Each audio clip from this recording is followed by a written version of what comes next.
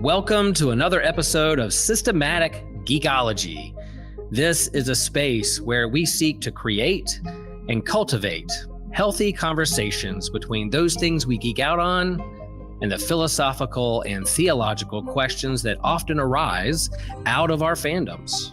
Like, what does it mean to be human? What makes a hero? What makes a villain? How do the stories and narratives we geek out on shape how we live in the world? We are your priest to the geeks. We aren't all ordained, but we see ourselves as mediators at the intersection of geek culture and going deeper in our faith. We don't always have to agree, but we do respect each other, and we see everyone as a beloved child of God. Everyone geeks out on something, so come geek out with us and enjoy the show.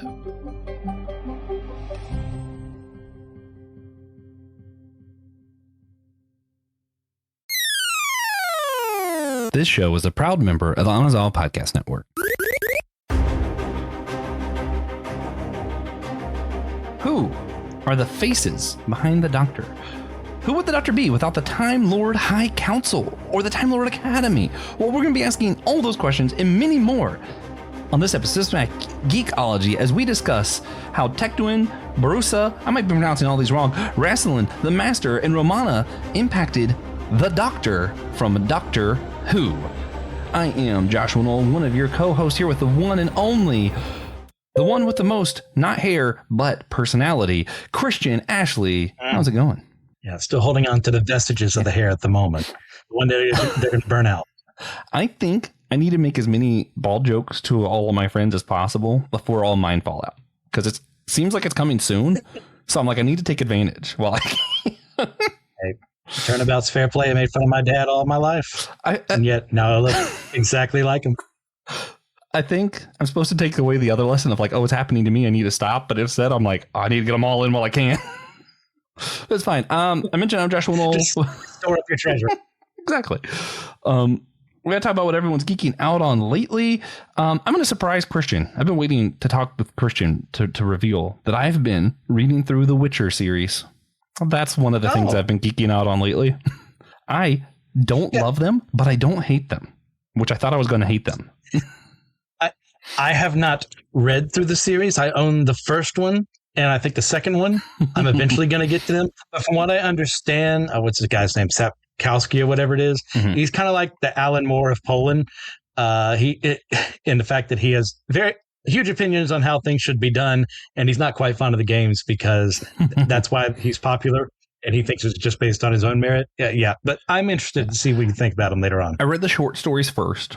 So far, they're significantly better than that guy's books. But yeah.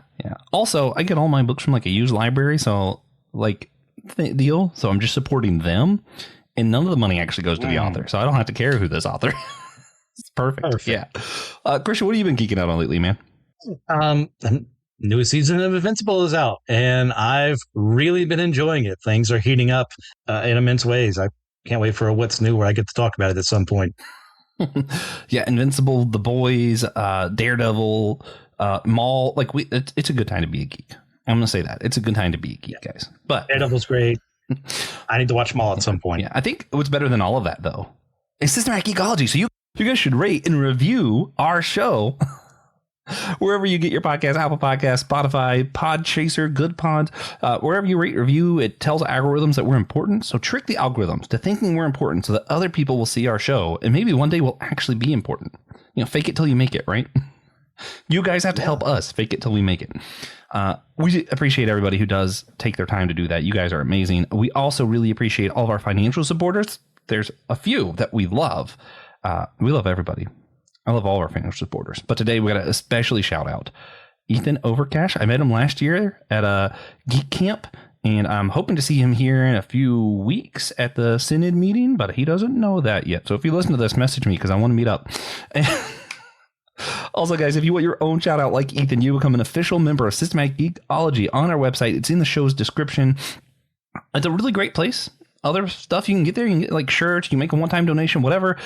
This is our Faces Behind Us series. So this episode's part of that. So if you want to get the Faces Behind Us t-shirt, it looks really good in purple. There's a few other color options, but none of our other shirts look that good in purple. So if you like purple, I recommend the Faces Behind Us t-shirt. Get it while you can. We're going to have it up for the year. We will replace it at the end of the year, and then only official members will have access to buying it after 2026. So get it while you can. I love the design, and I spent time on it, so I appreciate people who buy it to make me feel good about the time I spent making it. Also, if you like our Faces Behind Us series, you can find a playlist to the entire shindig down below. Again, show's description. There's a lot of links down there. So if you just want more stuff, read the links, figure out which ones you care about, then use those. But for now, we got to jump into our main topic.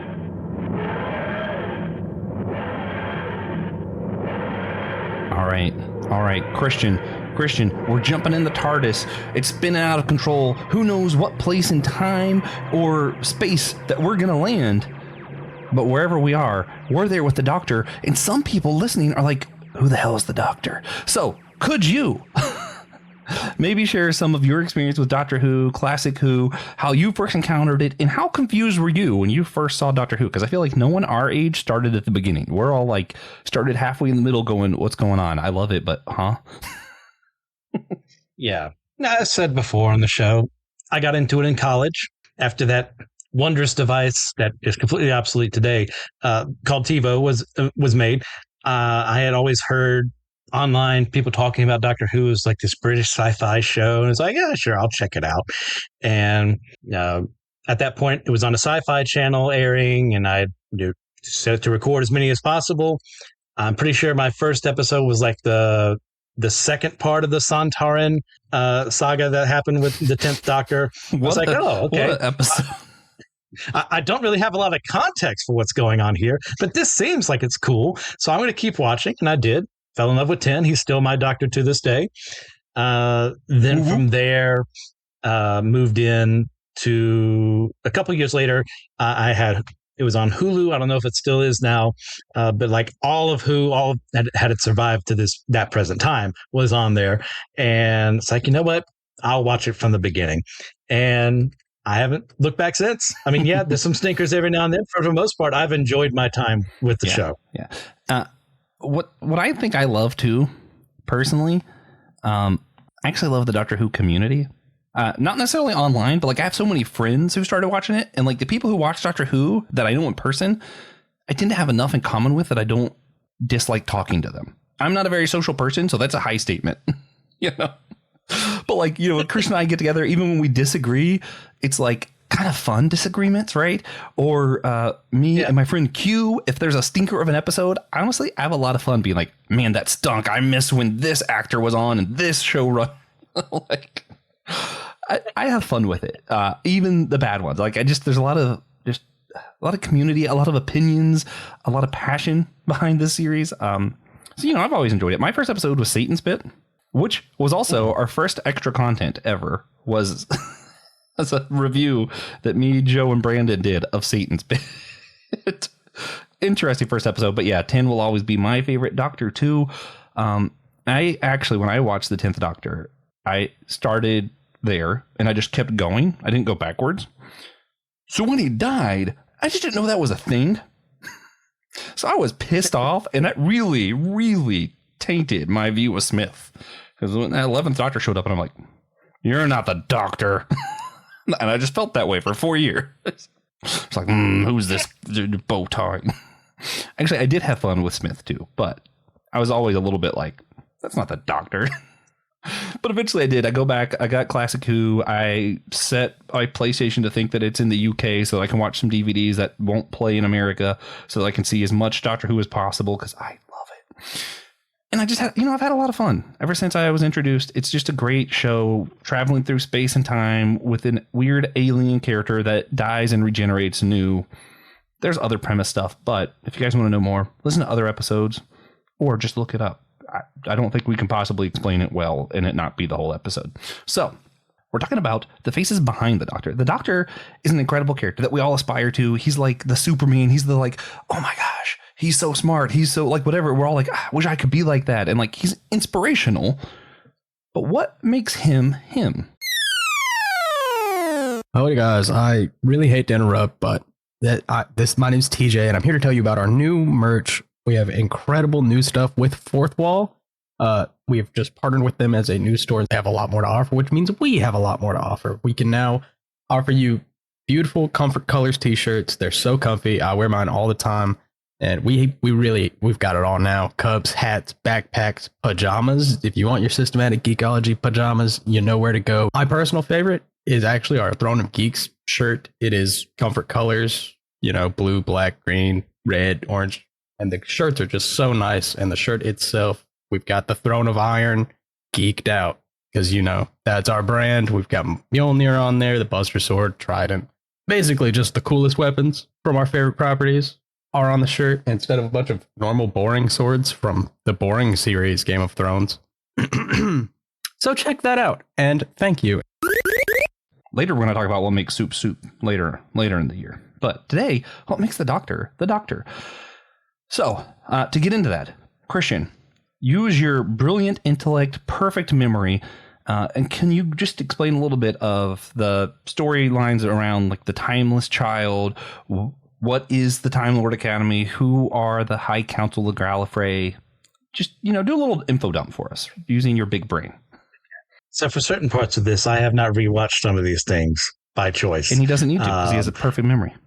Of course. That's what I'm known on for the show, is never getting any information wrong. Always never Correct. Looking back behind myself to make sure I got it right. Never correcting myself at all. So when it comes to, yeah, of course, there's no need for it. I'm perfect.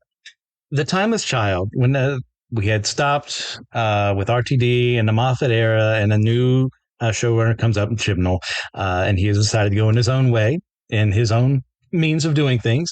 And what he decided to do is get rid of all the Time Lords again, but that's its own thing. But for its own part, the Timeless Child in this series, if I get things out of sequence, I apologize. But the 13th Doctor, she meets what we now call the Fugitive Doctor. And the idea originally it was for people to think, oh, well, maybe the future version of the Doctor, solid actor playing her, like she does a great job.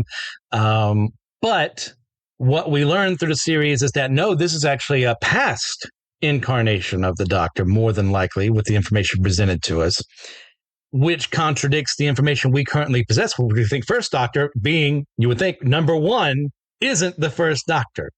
And there have been other incarnations beforehand. When we go to the very first one, allegedly, and I have my opinions on that too, where back in the day in Gallifrey, the Time Lords didn't exist yet. And the reason they didn't is because they hadn't stolen the power of this child that had appeared from possibly another reality or alternate place or what have you.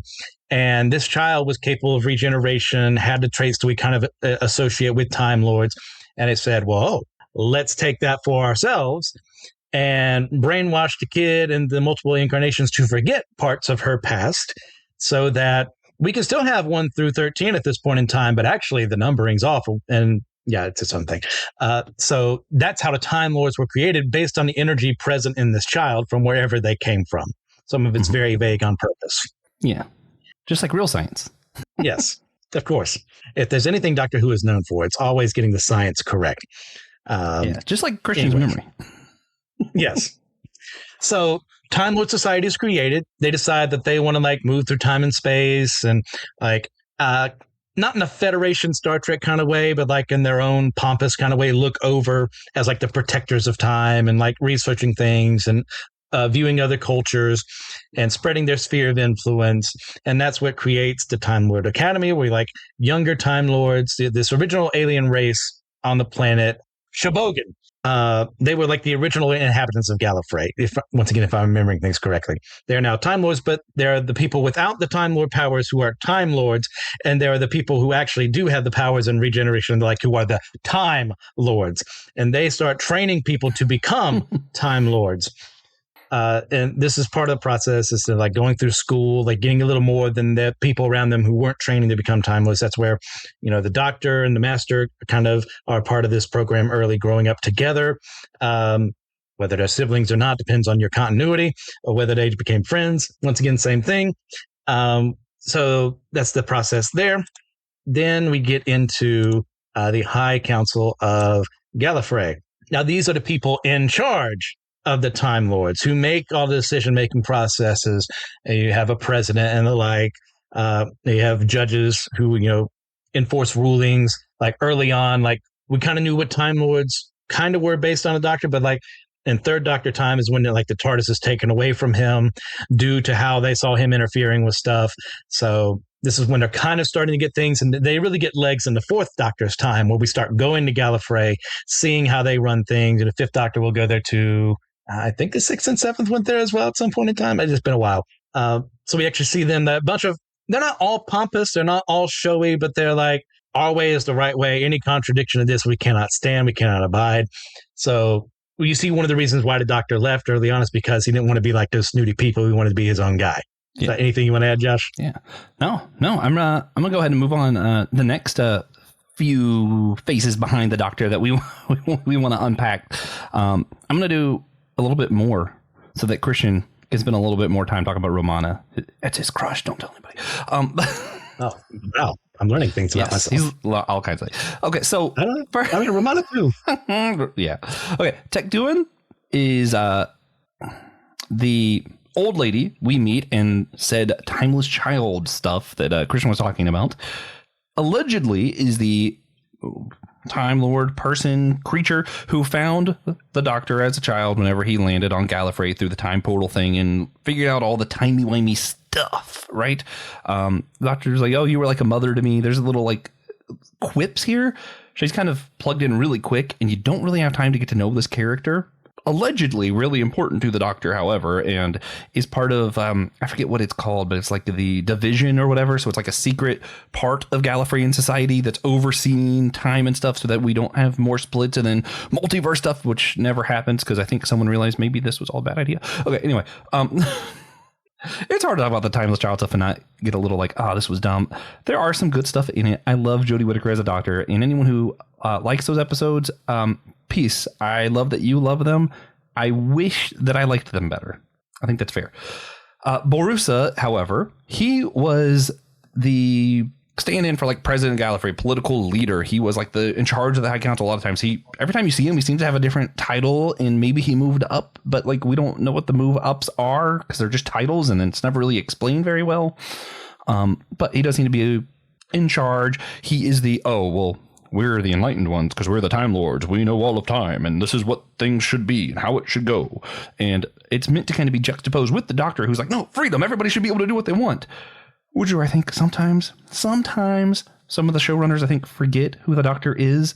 The Doctor should be a little bit more like Luffy. He is the fun one. He is allegedly, when you talk about like the Time Lord Academy stuff, is like they learned how to like steal and do all this stuff. So then whenever he runs up to the government being all controlling and this is the sacred timeline, they don't say that, but might as well. He's like, heck no. And he steals a time machine, runs off, and he's like, let's just go have some fun. And I think sometimes you see the show forgets that, and he's angry, and he's just as pompous as some of these older Time Lords were in the classic show. When the point of the Doctor was he ran away. He's for fun, for freedom. And that's where I think David Tennant has a really good balance of the two. He gets a little angry at sometimes when we do stupid stuff because he's been around long enough that he's like, we should know better. But also, he's still the fun one that's like, oh, that's fun. And even Matt Smith gets a little bit when you go to my favorite Christmas special when he's like, fish who can fly? How do you ever get bored? Who invented boredom? And like, that's the Doctor, right? So I think when you think of like the Time Lord Academy and you see this little mischievous kid, these are the faces behind the Doctor. And in a way, how the Time Lord, these High Council people and the older stiff people who are all pompous, they made the Doctor because he realized that's not what it's about. It's not about being a pompous jerk. It's about, to some level, fun and rebelling. And that's who the Doctor is, at least a little bit. So that's why those faces, I think, are important. You also have Rassilon and the Master are some important characters you can talk about. Who makes the Doctor the Doctor? Rassilon, mostly a mystic figure. Is he real? Is he not? Is he dead? Is he not? It's a large part of the classic coup until, boom, they bring him back in the Five Doctors. And, man, he's the man in charge. And he kind of takes over for Borusa. He kind of becomes what I'm trying to say. He ends up being the High Council, the president, the one in charge. I think largely they do that in New Who so that they don't have as many proper nouns and people for you to keep up with because they don't think the audience is smart enough to keep up with so many characters. But anyway, so Rassilon kind of takes on multiple personalities and storylines, and it's confusing. It's also with him, like in older Who, he's more reasonable and rational. It's not to say there's not some villainous aspects of his character, but like on the vast majority of, he's on the side of the angels at that point in time. Then New Who, he becomes almost like full-fledged, almost a cardboard villain, cartoon villain, but actually there is some more depth to him there. But and the reason being is the Time War and everything that happened there. So you can see like there's a justification for why he changes in like having to endure the Daleks and other races trying to mess with time and space too much. Like that could drive a man to madness. Like I get it. But like if you go from New Who to Old Who, you're going to be very like confused seeing the same guy doing different things. Oh yeah, no, definitely. And it's even suggested in the Five Doctors and some other places that maybe regenerating too much actually makes you go insane. Like maybe death is like something natural that's supposed to happen, and they just kind of stop leaning into that when they realize they want the show to go on forever. But yes, so that's kind of part of Rassilon's a bit too. And then the Master, very complicated history. It's like the Batman and Joker, slightly more complex maybe at times. Maybe they went to the Time Lord Academy together. They learned from the same people. Rassilon influenced both of them. But the Master is like, it's like a yin yang kind of deal. The Master wants to prove that he can be in charge. It shouldn't be the Time Lord. It should be me. And then later, because retconning and storylines, you actually, his motives kind of change to actually, I'm pissed off at what the Time Lords did to me. And now I just want destruction because I'm mad. But still having that destruction, that yearning for power, is something that the Doctor sees in someone that he grew up with and says, I don't want to be that. So a lot of who the Doctor is seeing who he doesn't want to be. So a lot of the faces behind him really aren't like positive influence people teaching and pouring into him. Although one can argue Turta whatever actually did, as pompous as he actually did teach the Master and Doctor a few lessons. And they were like, oh, wait, no, you're right. Back when the show was one where the Doctor could be wrong sometimes. And it was interesting. It was interesting to see that happen. But a lot of who the Doctor is seeing these other characters and going, I don't want to be them. So that's a lot of face behind you. I do think even though Romana 1 and 2 were his companions, she's a Time Lord who I think influences the Doctor pretty heavily. And we have someone with the greatest credentials of having a perfect memory here to talk about her. So, Christian, who's Romana? No, sure. Number one, Romana Stan, as of 5 minutes ago, I suppose. Romana is a fellow time lady of the Doctor's race, and she early on we have Romana 1 and Romana 2, at least that we've seen on screen. The first Romana, both of them are very haughty people, and that they're very convinced that they are always in the right. I think the difference in the actresses and how they can play that off and still be a little like playful and like there's a hidden deeper side of me. I think that 2 gets better. I can't remember actress's name that saved my life. But the first one had met the Doctor when they were younger, and she kind of like not turned him off in a romantic sense, but kind of like, I don't want to interact with you sense with how haughty she was. It's like, I'm kind of done with you. Then later on, she's like teamed up with him to investigate, what is it?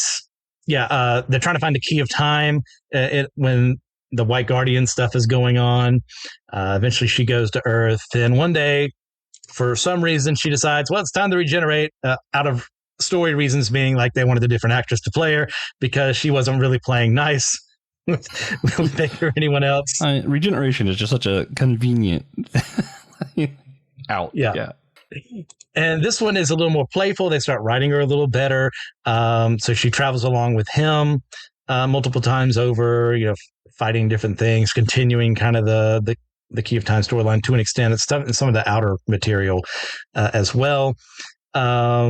Then, she helps them fight Daleks, ends up eventually leaving the Doctor behind after they spent time in space, which is this other realm they end up in, and like trying to like rehabilitate the people, bring them back up to code, as it were, for them so they could like live in freedom. That's her departure from the show. And other material, she kind of ends up becoming the president of Gallifrey. What? Yeah, that's cool. I think later on, it's in some of the novels that they did that are pseudo canon, from what I understand how Doctor Who canon works. Like they can decide to contradict it at any point in time until then it's kind of canon. And that's when time war happens. We don't know what happened to her, even though we've had multiple opportunities for her to be brought back. But whatever. Yeah, and with regeneration, anytime they can bring her back anytime they want. We just chose not to. In a show based around time travel, you say? It's just irksome. But no, It's all the Time Lords are dead. Time Lords and ladies, all dead. Yep. Again. Dead. We'll bring them back. And then they'll be dead again. So, Christian, we're not gonna harp on our things that we want to harp on, that we're negative about. We're not going to be negative for a little bit. Instead, I kind of want to hear from you. The Doctor has had multiple personalities, which kind of makes this difficult to answer, right? Like, he's had more fun, more silly, more angry. Like, he regenerates with new personalities all the time. So it's a hard question, but I want you to tell me, how do these characters we just spoke about, Master, Rassilon, Romana, all of them, how do they influence who the Doctor is? When we think of the Doctor and who he is, what parts of that are influenced from these other characters? I think when it comes to the Borusa, obviously I could say the name, and Tecteun, a little bit of Rassilon. I avoided too. those the second time for a reason. Yeah. It's been so long since I've watched the 13 ones. What you get is the idea of who you are because of the teaching and leadership you've had in your life. And I think one of the good things about this is kind of showing, well, I don't want to spoil too much because we have another question about who the Doctor could have been without their influence. I don't think he would have been the man that he is if they had not been around. But what they do is they show, like, this is what Time Lord society has become. You got to get in or you're out. Like, step into your lane, be this person we want you to be. And you see a rejection of that, which is how we get, the Doctor stealing the TARDIS, becoming his own man, traveling the stars, as it were, through time and space. Then when it comes, Rassilon as well, like, he's one of the earliest ones. I think in the original show before the reboot, he was the first Time Lord, or was that Omega? I feel like it was Omega, but I don't know. Okay. Yeah, he was one of the first. And I think Tecteun, when she comes around, is kind of more like she's actually the first because of all the retconning done with the timeless child nonsense, but whatever. So I guess they can have their silver medal, whatever. They can be the participation trophy people. I don't care. Yeah. So he is kind of one of those people. It's like he has an influence over Gallifrey and culture as a whole, which of course the Doctor doesn't reject his own culture, but he kind of rejects aspects of it, which Rassilon, as a defender of not everything that they've ever done, but like parts of the culture, kind of goes, there's a bit of an iconoclasm there, but also a respect, because being in that position, that's a heavy duty thing. So the Doctor does respect him. Rassilon does respect the Doctor, but then we get into Time War. It's like hard decisions had to be made. I've become a whole new person as a result. So that's kind of made the Doctor go, I never want to be like you. The fact that I was ever in a Time War at all is still something that cripples my instincts to this current day. So bringing you guys back and you bringing what you did back here, I think that's a huge mistake. Yeah. So that influences that story. Romana, of course, is great. Both 1 and 2 in different ways of like, okay, so we know what the Doctor's like, and we've seen other Time Lords before, but what is a daily Time Lord who isn't the Doctor? How do they live life? And seeing things through her lens of like, why are you messing with these people, man? Like, we can literally go anywhere, and yet here's what you're doing with this. And like her kind of gaining a respect for him over time too is really great. But also him like re-encountering his own people and like willingly being beside one is a huge step, considering all the time he spent away. So that's great for her. Yeah. Wait, anything you want to add? Oh, the master, obviously. Kind of a big one there. Like introduced way early on as kind of like the anti-Doctor. It's like doing things for his own whim. The Doctor wants to explore time and space and meet new people and have, fun with them and see all these brand new things. The Master is like, okay, yeah, this is all great, but wouldn't it be better if like my name was trademarked everywhere and people were bowing down to me? God, you gotta love the Master sometimes. It's just funny. It's so pompous and haughty, but like it's earned because of who he is as a person. Like, he legitimately thinks I'm the best way to go. Everything else is pure chaos if I'm not in charge. And so like the rivalry they've had between the two of them has helped inspire the Doctor to be like, okay, sometimes I might need to take aspects of his character and get things done that way. But most of the time it's like, no, you go too far. I can't ever be that way. We're never going to be best friends, even though we were best friends way back when. But like, you have changed and I'm going to do what I can to bring you back to the light, but I'm not going to force you there. Yeah. Yeah. So I do think one of the interesting things I think is a really clear thread you can follow is when it comes to the Doctor being the president of Earth and then his influence with UNIT. I think you can directly trace to a lot of these characters because you see how the Doctor saw who were the High Council, who was the president, whatever. And then when the Master tries to take over as president of Gallifrey, guess what the Doctor does? He becomes president of Gallifrey. Harrison becomes president of Gallifrey several times. And then it's like, actually, I'd rather. Hey, podcast fam. Want to stay even more connected with the show? We've got you covered. Check us out on Instagram and Blue Sky, where we're posting exclusive content and bonus videos and fun updates that you won't get anywhere else. From sneak previews of upcoming episodes to bonus content, our social accounts are the best way to keep the conversation going. Plus, it's a great spot for you to interact with other listeners and share your thoughts. We love hearing from you. When you follow us, it helps us grow and continue bringing you the content that you love. Whether it's a funny poll, a quick clip from today's episodes, or just random thoughts, you'll feel more plugged into everything we're doing. So go ahead and hit that follow button on Instagram and Blue Sky. It's one more way to be a part of the show and keep the good vibes flowing. Thanks for being a part of the family, and we can't wait to see you there. Adventures. This isn't fun. He goes and does something more fun. And then something will happen and he goes, okay, I need to step up again. And I think even like, you know, you see how the Master tries to become president. You see him going up against Rassilon sometimes because, well, he realizes he is a better choice than Rassilon for Gallifrey than any of them. And again, protecting him from the Master several times. And then I think seeing Romana do that also probably influenced him. So when the chance comes up and he's like, I can be emergency president of Earth and try to stop the war with the Zygons, like, yes, duh. I think he's seen it done well and he's seen it done poorly. So when he gets that opportunity, he's like, I'm going to do this right. The Time Lords are either dead or have been long gone because they think they're just so smart. I can't reach them anymore. I can help here. UNIT, I can help here. I can show how to do this well for Earth. And I think having those negative experiences, becoming president and leaving several times, really allowed him the opportunity to make a real change on Earth, at least in the show. So that's one way I think is a really important influence. If you just want to follow a single thread, I think you can see it there. But Christian, I know you were already starting to get there. Who would the Doctor be without any of them, or without one of them? If you just had to pick one and be like, the Doctor wouldn't be the Doctor because if the Master wasn't here, he'd be this. So like, you just pick one. Who would the Doctor be without him? Without his teachers, he's not himself. I think he integrates in a Time Lord culture and doesn't really reject it, like becomes maybe even part of the problem, or maybe someone working within the system to try and change things, depending on how things go.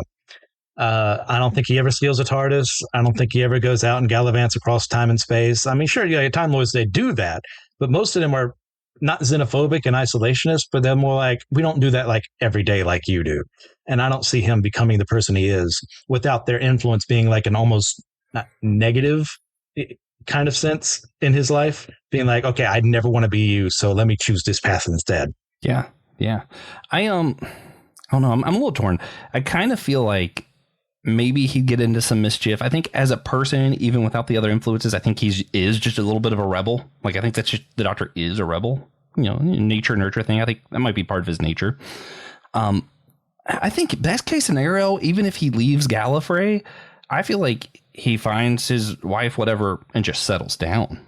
But I think like without the Time Lord Academy, that's the best case scenario. I think the Academy, he learns so much about how things work, what science is, and how nature should unfold and what things should be happening, that allows him that knowledge, the literal just knowledge of being in school, allows him to go to these places like, oh, I want to go see the whales in space, or, ooh, you know what? This planet's cool. Let's go there. Like, the knowledge is what allows him to be so fun because he sees how marvelous the universe is. So I think the Academy is a huge part of who the Doctor is. Just without knowledge, the Doctor is not the Doctor. Yeah. That's fair. All right. So then, Christian, incredibly important question. Only you can answer. Only you are wise enough. Yeah. Would you rather be on the High Council of Gallifrey, be the Doctor, or be a companion to the Doctor? Yeah, I ain't joining no High Council. I don't want to be any part of any government body. I don't want to be the guy making decisions. I want to be the guy making sure that things are done correctly. I mean, on the other side of things, companion, forget about it. Ain't no way. I spend like 1 or 2 years with this guy and he drops me off somewhere. That's if I survive everything. And he doesn't explain himself to me, to help me understand everything that's going on, or like even giving the option of, well, I didn't have to explain it because I needed you to figure it out for yourself. It's like, no, just do it. It's like, no, forget that. I want to be the guy actually roaming around time and space, has control of the TARDIS, can go literally anywhere and influence people that way. Give me that option every single time. I think it's going to surprise you. In your infinite wisdom and in my infinite bad opinions, I think I have the opposite opinion. I think I would love to be on the High Council. I like politics and like figuring out how systems work and putting stuff together and planning. I love doing that stuff. But it would depend who the president is. I don't want to be president. I could be on High Council, but like if Romana's president, sure, me and her would have a lot of fun. We're going to build up structures and it's going to be an awesome place to live.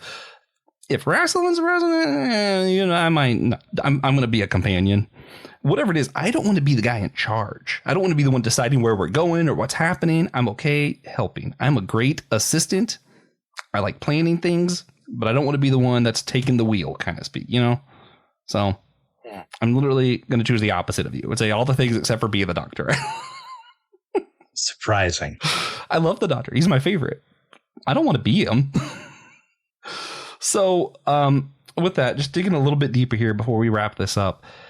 Christian, again, infinite wisdom. How can we be like the Doctor to others? Or how can we be the kind of influences that might help others live lives that they'll become like that? I think the time any Doctor truly becomes themselves is when they open up to the fact that they are traveling around time and space in these different periods and witnessing things that no one else has gotten to see, and then encouraging their companions to feel that same way and go, wow, we're back in Pompeii and it's about to explode. Isn't this cool? We're back. We're here. We're in Loch Ness, and no, the Zygons are involved with the Loch Ness monster. Or what, I think that's what happened. We're on Gallifrey, where these are where my people come from. Notice how different we are. And why do you think I'm the way I am? So look at this. I think a good way of being a good teacher in that regard is to show people why you care in the first place, but also get them to care in their own unique ways. Because you know what he does? He's not trying to create many Doctors with a new companion. You don't have to think the exact same way he does, but you should feel the wonder that he does. Yeah. And I think that's a great thing that he does do when he's in that mood. Yeah. And then, a few ways you can answer this. If you want to influence someone else to be like the Doctor, show them exactly who they don't want to be. Just be strict and miserable to be around so they know they don't want to be like you. I think that technically is what happened. I don't recommend that. I think you could still teach positively, and it's probably better to do that. Something I started doing at work, I've decided, and I'm actually writing this for myself, that fun is really serious work and something we actually should care about as Christians. And I have to use the word fun because if we use joy, then it gets to these weird theology, whatever stuff. And I think it's still analogous, but it's I need to remember the word fun because I think that shifts my mindset a little bit.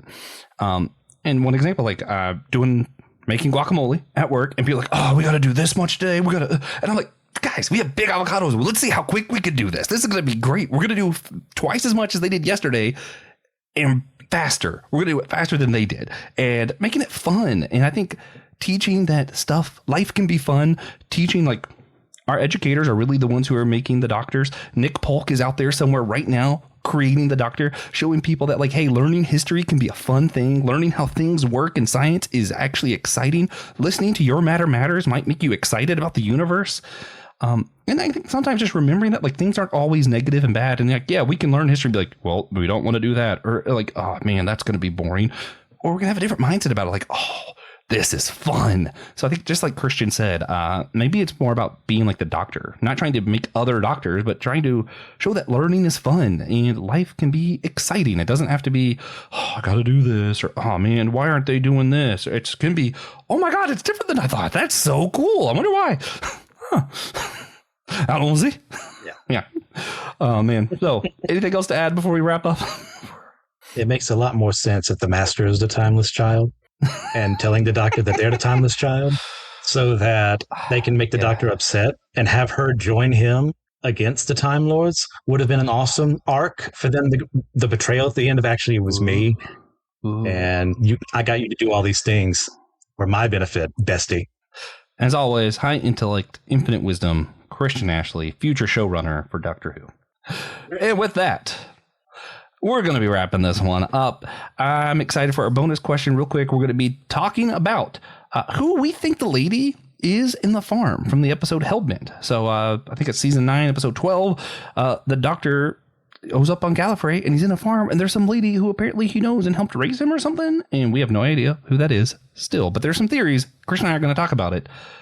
So if you want to hear that, go over to our website in the show's description and you can become a member, hear that little bit of extra content and what we think about it. Anyway, come on. How long's he? For now, though, Christian, if you had to give people a recommendation, what are you recommending to our listeners today?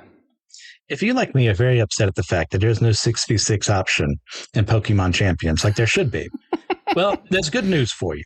Because unlike a multi-billion-dollar company, one of the largest industries in the world based on media franchises alone, who apparently can't afford to do this, a free version of this has existed for practically a decade, and that being Pokemon Showdown. You can continually do it. You can make as many as you want, and there's no cost whatsoever to it. Yeah. All right. That's a good one. I'm actually going to recommend a comic book that's about to wrap up, so you can get a graphic novel soon. Al Ewing's Noel. The Noel series has been phenomenal. So if you're into like Venom, Spider-Man lore, and just it's good. It's good. No Spider-Man. Leading into the Queen in Black series coming out. Yeah, I'm excited. So Noel, excellent series. Highly recommend that for you guys. For those who care about someone with bad opinions recommendations. There you go. I think some people with good opinions also recommend it, if it helps.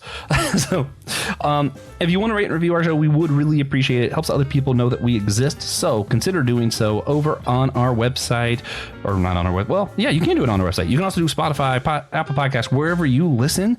And just doing that helps us be more noticeable in algorithms so other people hear the show, and it helps us a whole lot. Also helps us a whole lot when you support our show financially. So we love everyone who does that. Thank you guys so much. You are what makes this show possible. Today we're shouting out Ethan Overcash. Ethan, you rock. I hope to see you soon, man. You're such a cool guy. Also, if you guys want to be like him, again, become a member. In our show's description, you get other free content, buy merch, etc., such as our Faces Behind You t-shirt. It's a great shirt, looks great in purple, only available for this year to go along with our annual theme. So make sure you check it out while you can. Actually, it's so good. And the shirts really are really comfortable. So I recommend. Also, if you want a playlist of all of our Faces Behind You content, the flagship series for our annual theme, that link is also in the show description. Lots of links down there, so check it out. Click all of them, see what the show is all about. Get as much systematic ecology as you can. As we do this for you, because we love you deeply. And not in a creepy way. Guys, remember, we are all a chosen people, a geekdom of priest.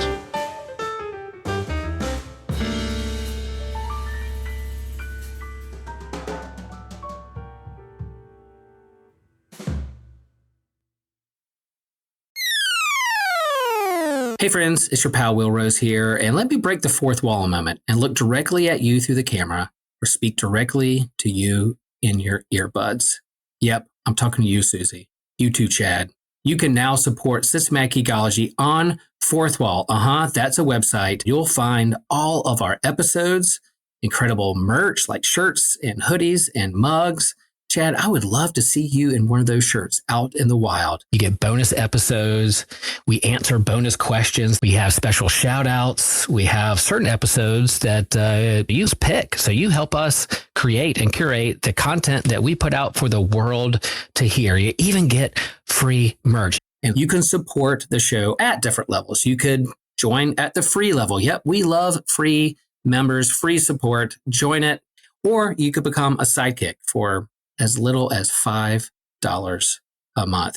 You could join the elves and dwarves for $10 a month. You could become a wizard for $15 a month, or you could go to divinity school and become a cleric for $20 a month. And that's way cheaper than going to seminary, believe me. Or at $25 a month, you could become a superhero. And let me just say, we love all of our listeners, whether you support us at the free level or the superhero level. We love you. We love geeking out with you. Like, support, share the show. Love you. Hey, everybody. This is Alex Matthews, and I'm just here to share with you guys about the Anazao Network. Hope you guys could check out Page and Pixel, which is a podcast about books and video games. Another podcast we would love for you to check out is Your Matter Matters. It's a podcast that puts the and in faith and science. we got Let Nothing Move You with Christian Ashley going through the whole Bible, one chapter at a time. And last but not least, another one called Some Joyful Noises, a music podcast with no rhyme, rhythm, or reason.